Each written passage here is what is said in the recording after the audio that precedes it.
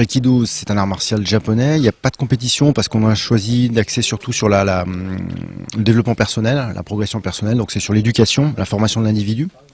On a gardé toute la batterie de techniques, donc de défense, que ce soit des contrôles ou des déséquilibres, et pour développer des notions de sensation du corps, des notions d'harmonie, des notions de gestion du stress, des émotions, et conditions physiques aussi, respiration, coordination, équilibre. Voilà.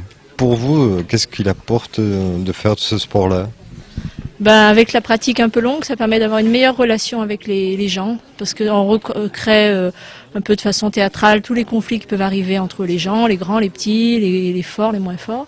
Et on le retrouve dans la vie sociale, moi je trouve, et ça permet de les tester toutes, d'en tester beaucoup et d'améliorer ça au quotidien. J'ai trouvé dans ce sport un équilibre grand qui m'a aidé à passer pas mal de caps dans la vie aussi. Je cherche un art martial, mais je voulais pas faire de compétition parce qu'on commence assez tard. Et à partir de 25, 30 ans, on n'a plus tellement envie de faire des compètes.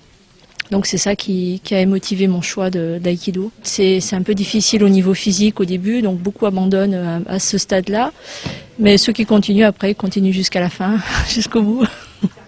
L'aïkido, au niveau nombre de pratiquants en stagnation, ça fait quelques années qu'il n'y a pas beaucoup de progression au niveau du nombre de licenciés. Par contre, au niveau approfondissement, donc il y a de plus en plus de ceintures noires, de gens qui s'investissent dans la pratique donc en semaine, dans les clubs, et puis les week-ends pour les stages de formation.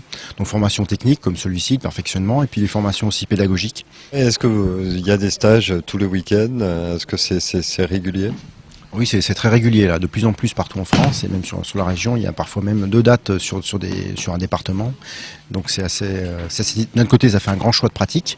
De l'autre, les calendriers sont parfois un peu saturés. Donc c'est un signe de bonne santé de l'aïkido quelque part.